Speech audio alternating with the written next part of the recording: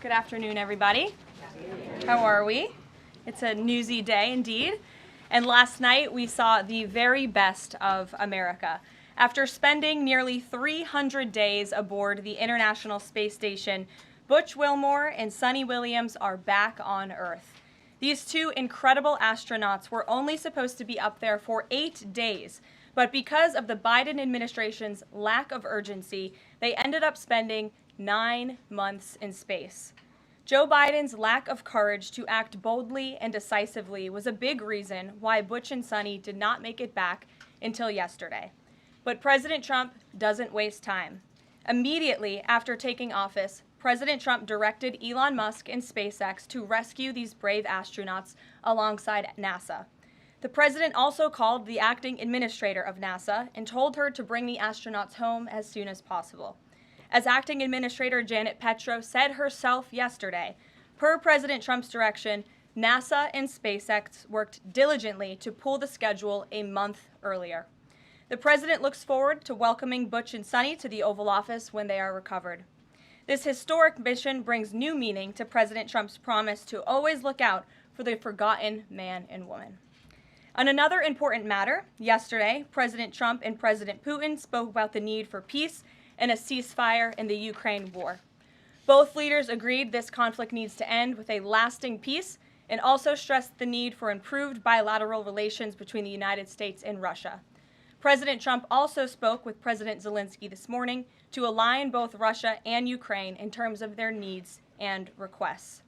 As President Trump has said repeatedly, the precious lives and money that both Ukraine and Russia have been spending in this war would be better spent on the needs of their people.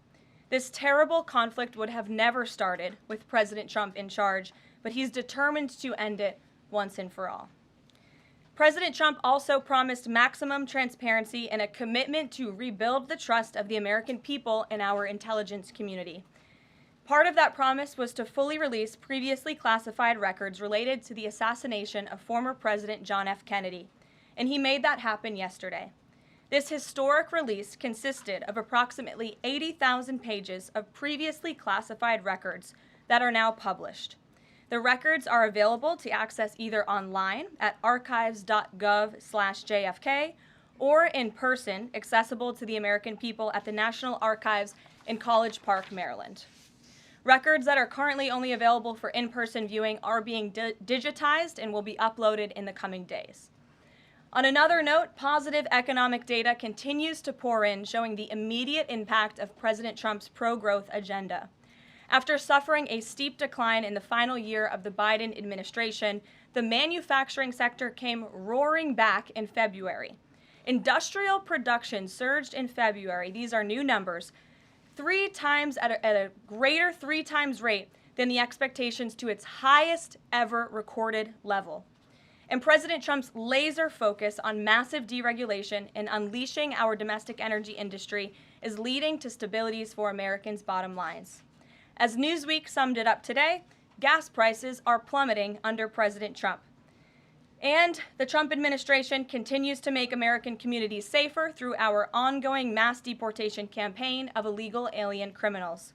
Yesterday, FBI Director Kash Patel announced the agency captured another fugitive from its 10 most wanted list, securing the extradition of Francisco Javier Roman Bardeles, a key senior leader of the brutal MS-13 gang.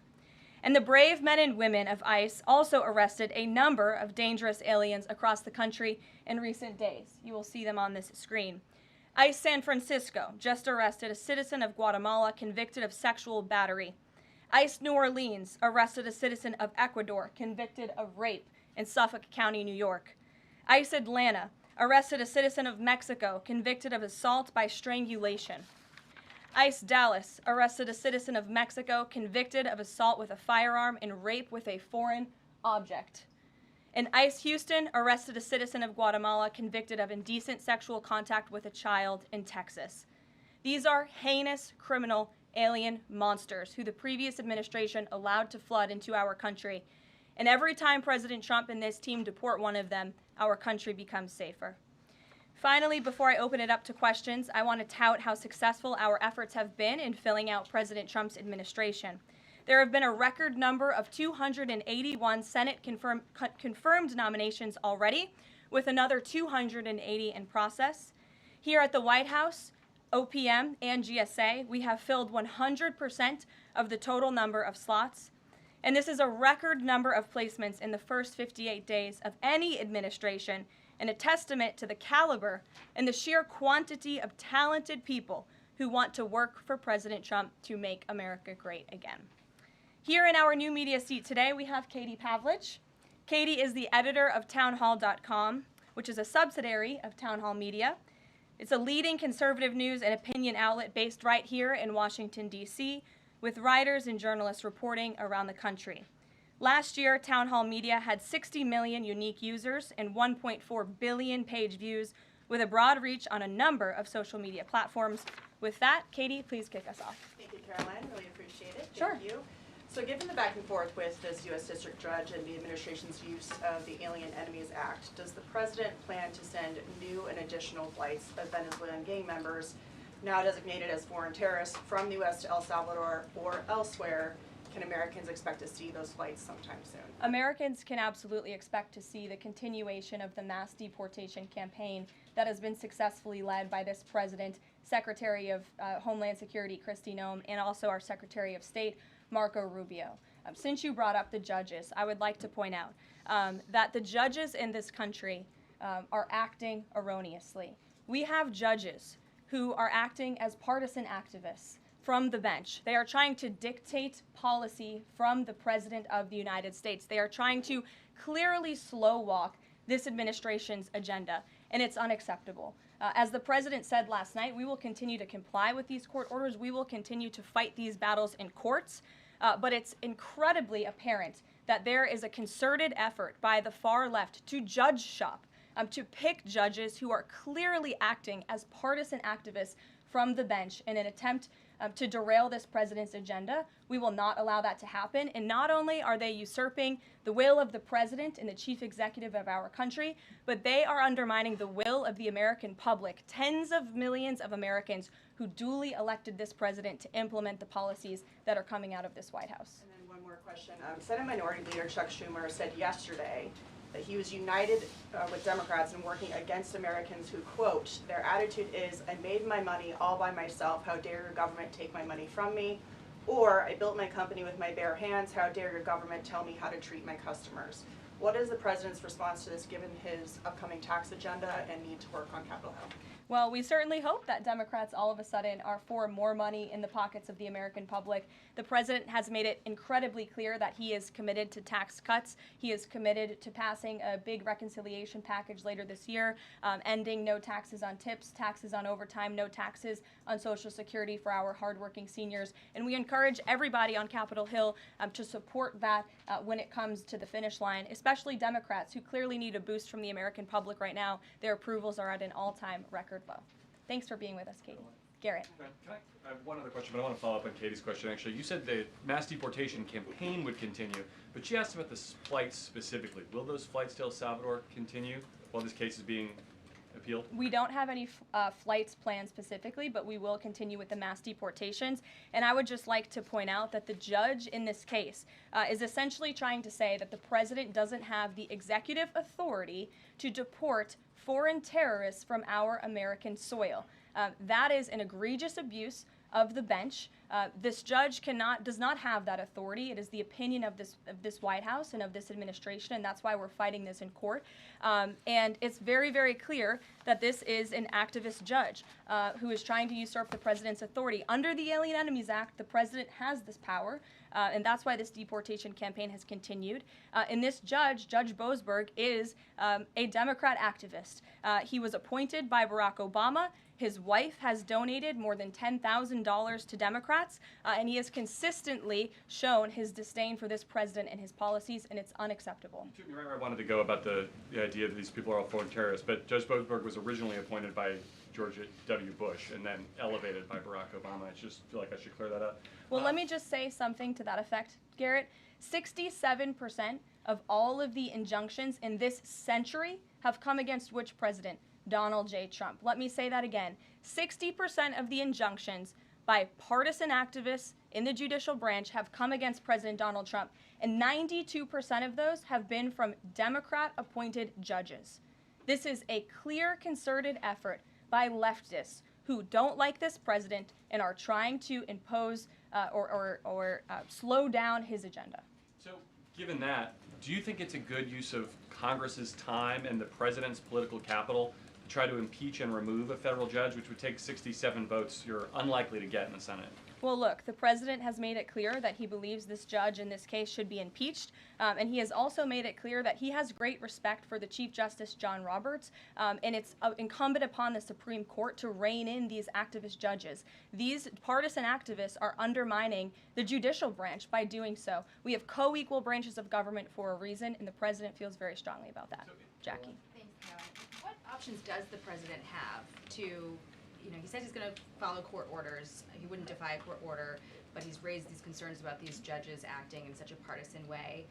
What option does he have to ensure that his agenda continues to move forward while this is ongoing and the judges appear to be trying to just block and delay and impede? Well, you're right. They are trying to block, delay, and impede. This is lawfare. The president is no stranger to it. He faced it in his campaign, and this is a continuation of the lawfare that President Trump faced as a candidate, and he's now unfortunately facing as a president. Clearly, these partisan activists in the judicial branch didn't get the memo on November 5th when the American people overwhelmingly re-elected this president to continue with mass deportations. So White House counsel and the Department of Justice are working on this. They're appealing these cases, and we will continue to use the full weight of the White House counsel's office and the president's team of lawyers to fight this in court, because we know we will win even if we have to go all the way to the Supreme Court. One more on TDA.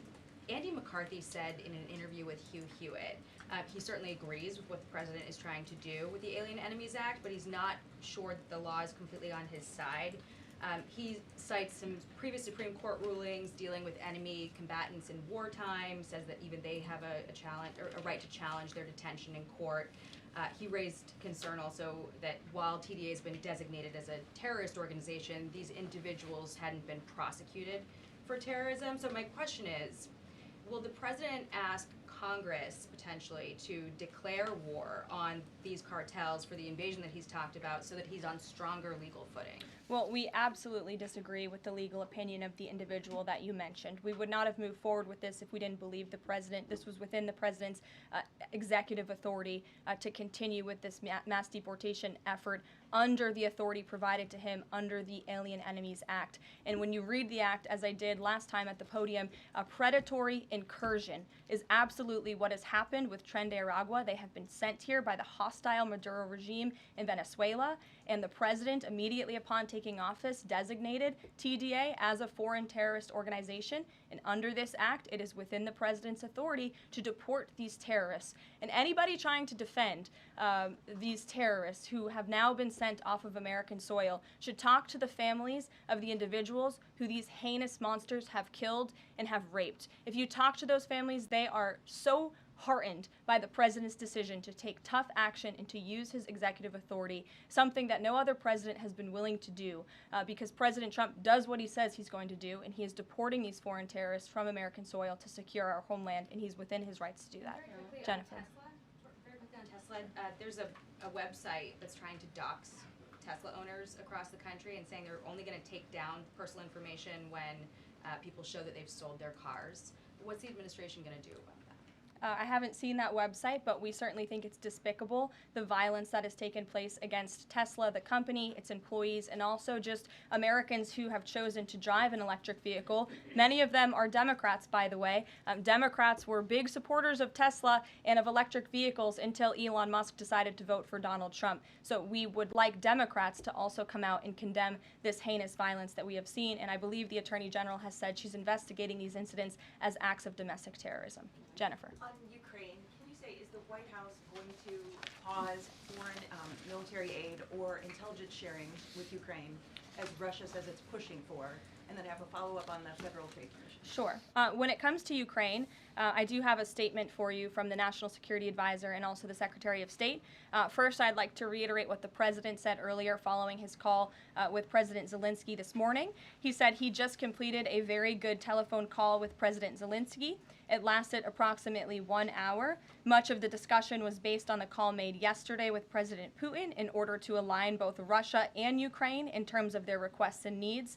We are very much on track, and I will ask Secretary of State Marco Rubio and Mike Waltz to give an accurate description of the points discussed. That statement will be put out shortly. While I have that statement for you right here, bear with me as I read it. Today, President Trump and Ukraine's President Volodymyr Zelensky had a fantastic phone conversation. President Zelensky thanked President Trump for a productive start for the work of the Ukrainian and American teams in Jeddah on March 11th. The meeting of the senior officials from both nations significantly helped in moving toward ending the war. President Zelensky thanked President Trump for the support of the United States, especially the Javelin missiles that President Trump was first to provide and his efforts towards peace. The leaders agreed Ukraine and America will continue working together to bring about a real end to the war, and that lasting peace under President Trump's leadership can be achieved. President Trump fully briefed President Zelensky on his conversation with Putin and the key issues discussed. They reviewed the situation in Kursk and agreed to share information closely between their defense staffs as the battlefield situation evolved. President Zelensky asked for additional air defense systems to protect his civilians, particularly Patriot missile systems, and President Trump agreed to work with him to find what was available, particularly in Europe. The two leaders also agreed on a partial ceasefire against energy. Technical teams will meet in Saudi Arabia in the coming days to discuss broadening the ceasefire to the Black Sea on the way to a full ceasefire. They agreed this could be the first step toward the full end of the war and ensuring security. President Zelensky was grateful for the president's leadership in this effort and reiterated his willingness to adopt a full ceasefire. President Trump also discussed Ukraine's electrical supply and nuclear power plants. He said that the United States could be very helpful in running those plants with its electricity and utility expertise. American ownership of those plants would be the best protection for that infrastructure and support for Ukrainian energy infrastructure. President Zelensky also thanked President Trump for continuing to push humanitarian concerns, including the exchange of prisoners of war. He noted they had just had a successful exchange and thanked the president for his leadership on that. President Trump also asked President Zelensky about the children who had gone missing from Ukraine during the war, including the ones that had been abducted, and President Trump promised to work closely with both parties to help make sure those children were returned home. They agreed all parties must continue the effort to make a ceasefire work. The presidents noted the positive work of their advisors and representatives, especially Secretary Rubio, National Security Advisor Mike Waltz, Special Envoy Kellogg, and others. The presidents instructed their teams to move ahead with the technical issues related to implementing and broadening the partial ceasefire. The presidents instructed their advisors and representatives to carry out this work as quickly as possible. The presidents emphasized that in further meetings, the teams can agree on all necessary aspects of advancing toward lasting peace and security.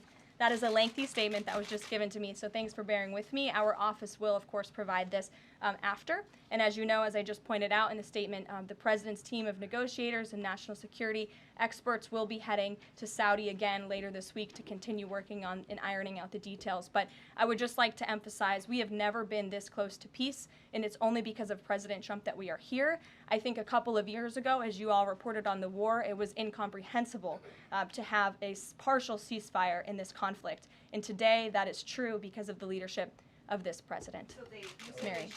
agreed to closely share information between their defense staffs. Does that mean all intelligence sharing will continue? So the White House is rejecting Russia's request to pause that. Intelligence sharing in terms of defense for Ukraine will continue to be shared. Mary. Thanks, Karoline. I have two questions. One on the United States Institute of Peace and then on the Supreme Court, if that's okay. Sure. So on the United States Institute of Peace, this is a little bit wild. I understand the old president refused to leave after he was removed from his position. He barricaded himself in his offices, had to be escorted out by police, left the building without Wi-Fi, telephones, elevators, and more, and is now telling media that Doge broke in and illegally removed him. So can you comment on this sequence of events and specify, did Doge illegally enter? I'm really glad you brought this up, Mary. We were made aware of this story by individuals at Doge, at Elon Musk's team, and also at the State Department who were unable to access this building.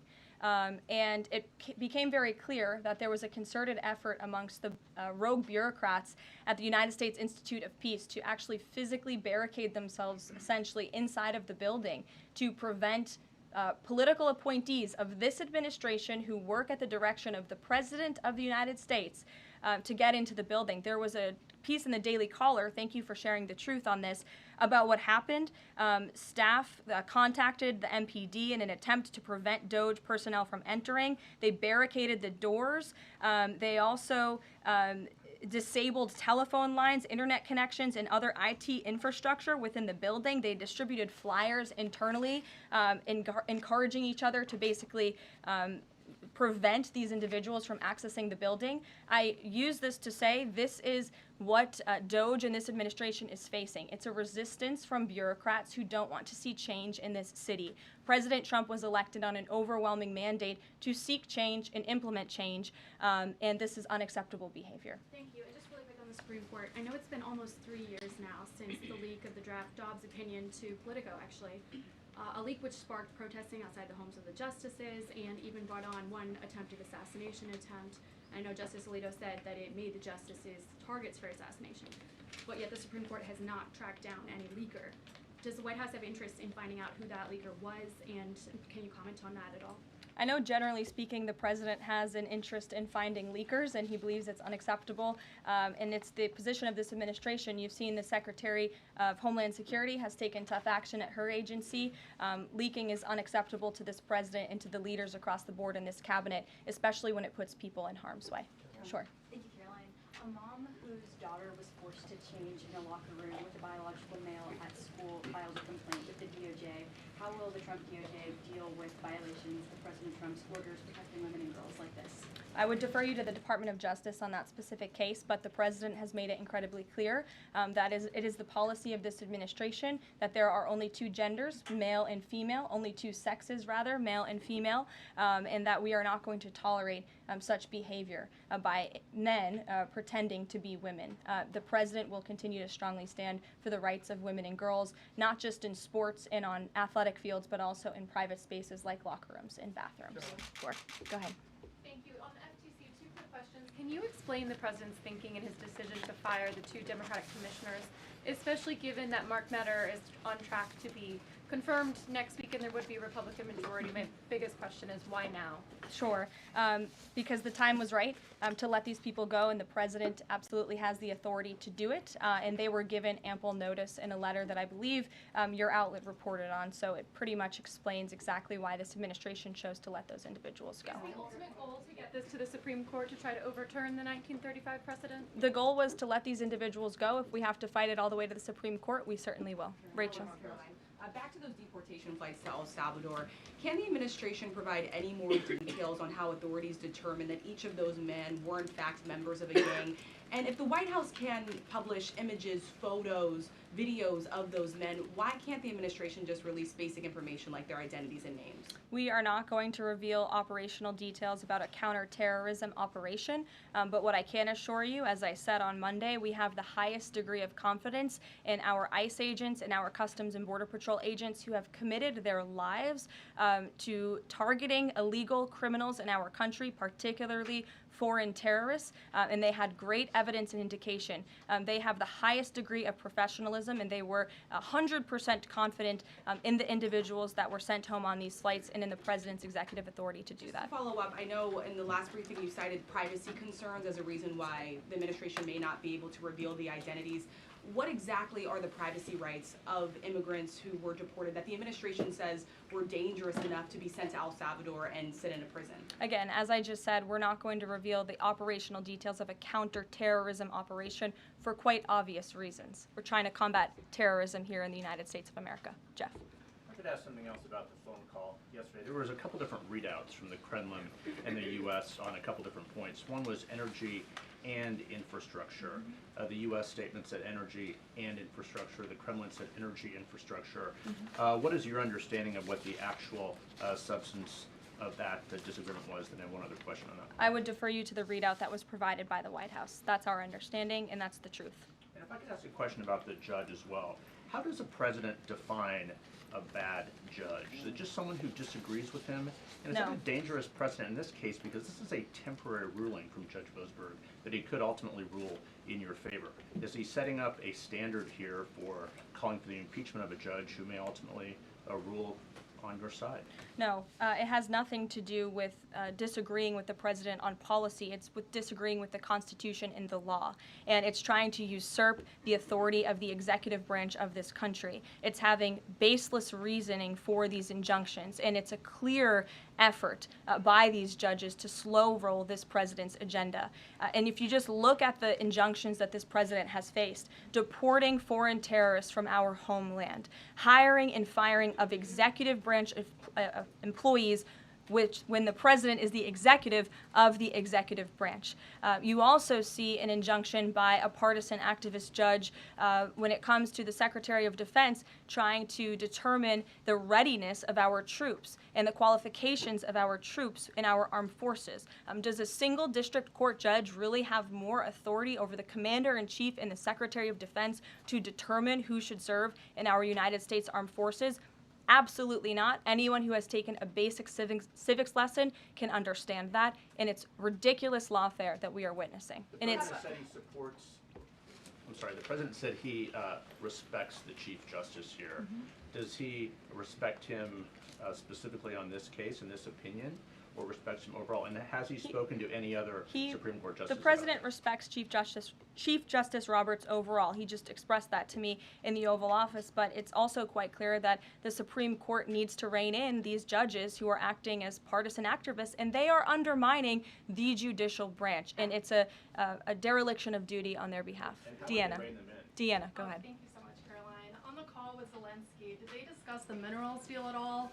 Is that back on the table, and what do the Ukrainians have to do to get that back on the table? And then one on the Russia call as well. Again, I just provided a very lengthy readout of the call that was provided by the Secretary of State and the National Security Advisor. And now we have moved beyond the economic minerals deal. We are at a place of peace. We're at a partial ceasefire, and we're moving towards a full ceasefire and a long-standing peace in this conflict. And that's great news for the American public. The Kremlin readout mentioned that Trump and Putin spoke about potential U.S.-Russia hockey games. And the Kremlin readout also said that Russia wanted the U.S. to stop U.S. intelligence and U.S. funding to Ukraine. The president has said that that conversation did not happen. Just wondering if you can get us any more clarity on that. And also, again, if it's energy infrastructure or if it's energy and infrastructure, because I think there is a big difference between that. Again, as for the readouts of the call, I would defer you to ours. And when it comes to the topic of hockey, it did come up. However, we're more interested in securing a peace deal than scheduling hockey games right now. Sean. Hey, about the deportation flight. So was it the president himself who directed the planes to stay in the air after the judge ordered them to turn back? The president invoked the Aliens Enemies Act with a proclamation, which then directed the Department of Homeland Security and the Department of State to move forward with the plan of action. And as I said yesterday, all of the planes that were subject to the judge's written order took off before the order was submitted in court. I was asked and answered that question multiple times yesterday. Kate, go ahead.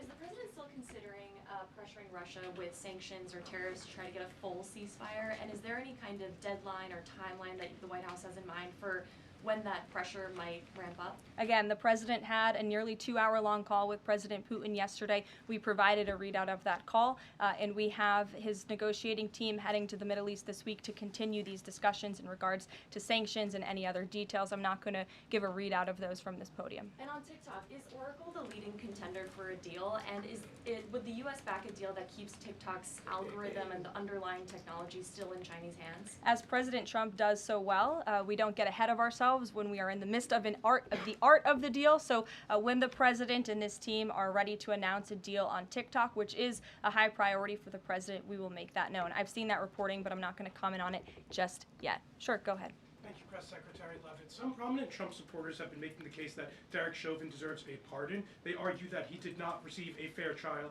Joe Biden and other Democrats actually implied that he was guilty while the trial was going on. BLM rioters had these jurors under immense threat and pressure. Mainstream media, frankly, many news outlets here today are complicit here. They chose to ignore the autopsy report. They chose to ignore the full body camera footage. They decided to slander Derek Chauvin as a racist cop instead. Does the administration believe Derek Chauvin received a fair trial, and will they consider a pardon moving forward? The president has been asked and answered this question. He said it's not something he's considering at this time. Philip. Thank you. Two questions. First, just a follow-up on the readouts from those calls. When it comes to the discrepancies between the U.S. and Russian readout of that call between President Trump and Putin, is it the president's assessment that something is getting lost in translation, or does he believe that the Russians are trying to play games here? Nope. The president believes in his team that put the readout out, and he also put his own out on Truth Social. We've been incredibly transparent about all of the president's calls with foreign leaders, and again, I would defer you to the readout. And then following up Michael. on... Thank you, Karoline. White House said yesterday that gas prices across the U.S. have fallen for the fourth straight week. 34 states now seeing gas under $3 a gallon. This limited ceasefire with Ukraine regarding oil refineries, energy, will that affect gas prices here in the U.S.? Well, it's certainly the president's hope that gas prices will continue to fall, and he's working every single day to ensure that we do. As you just mentioned, there's been very encouraging data. Inflation is cooling and gas prices are falling. The president has established a National Energy Dominance Council, and it's ultimately the president's goal, and this administration is working hard on it every single day, to increase our energy production right here in the United States of America, to have it Trump energy boom like we saw in our first term, which will not only lead to lower fuel prices here at home, but also lessen the rate of inflation that was created by the previous administration. And one more on Tesla, Caroline. Tim Walz, Governor Walz, saying last night he frequently checks Tesla stock. In doing so, to quote, give me a little boost during the day. How should Americans view politicians who take pride in the downfall of an American car company? I think that's quite sad, but I think Governor Walz unfortunately is living a sad existence after his devastating defeat on November 5th. Reagan, go ahead. Thank you, Caroline. Across the country, Tesla cars are being lit on fire, dealerships are being shot up, Molotov cocktails are being used. There was a website posted yesterday that shared the addresses of private Tesla owners and reportedly had Kash Patel's information on it. A.G. Bondi has called this acts of domestic terrorism. Does the White House have any indication that this is some sort of coordinated movement or that it's being funded by some outside group? And do you know if the investigation by the DOJ is being investigated as incidents of organized terror? I believe the Attorney General has made her comments clear on that. She is investigating these events as acts of domestic terrorism, and we fully condemn them. And as I said earlier to Jackie's question, we think it's despicable what is happening to not just this American company, but also their innocent employees. And again, innocent Americans who drive these vehicles. And we condemn it wholeheartedly. Sure. More than 24,000 workers in 18 agencies are in the process of being reinstated. What is your message to these workers, and can you assure them they won't be fired again as the administration directs agencies to do more layoffs? Well, the administration is complying with the court's order. Again, as I have spoken about repeatedly, we think it's despicable that we have judges acting as judicial activists, partisan activists, trying to dictate who the President of the United States, the executive of the executive branch, can hire and fire. We have never seen anything like this. We are fighting this in court, and we will continue to fight it all the way to the Supreme Court if we have to. And as for federal employees, it's been the very common sense position of this president and the administration that bureaucrats here in Washington, D.C. need to show up to the office just like the rest of America. Middle-class Americans, from doctors to business owners to teachers to law enforcement officers, have to show up to their offices every single day. And the president has made it a clear priority that people in this city have to do the same. And we are also continue to be committed to reducing the scale of our workforce and to reducing the size of our federal bureaucracy here in Washington, D.C. to save taxpayers' money. Annie, go ahead. Thanks so much. In the statement that you read, you referenced the president's interest in helping return Ukrainian children to their parents and to their families. There's an organization that provides intel and information about those children that their aid has been cut. It's a Yale University program that used foreign aid. And I'm curious if, as part of this new thinking with Ukraine, that aid might be unfrozen. I have no updates about that or that specific program at this time. Karen. Thanks, Caroline. Just to follow up on your answer to the question on the minerals deal, you said that the White House has moved beyond the minerals deal. What does that mean? Is that no longer on the table? Nope. It means the minerals deal was that first set of framework that you all saw in that very public meeting with President Zelensky and President Trump in the Oval Office. We are now focused on a long-term peace agreement. As you know, on that deal, or that meeting between President Zelensky and President Trump, the Ukrainian president at the time wasn't talking about a greater peace deal. We are now at that place where we are talking about that. So we've moved beyond just the economic minerals deal framework, and we're looking at a lasting ceasefire. Right now we're at a partial ceasefire, but again, the president is sending his highly skilled, intelligent, and experienced team to Saudi Arabia later this week to continue fighting for peace in this conflict. And I would just reiterate one more time, we have never been closer to peace than we are today. Thank you very much, everybody. We'll see you later. Caroline, you Israel Gaza question?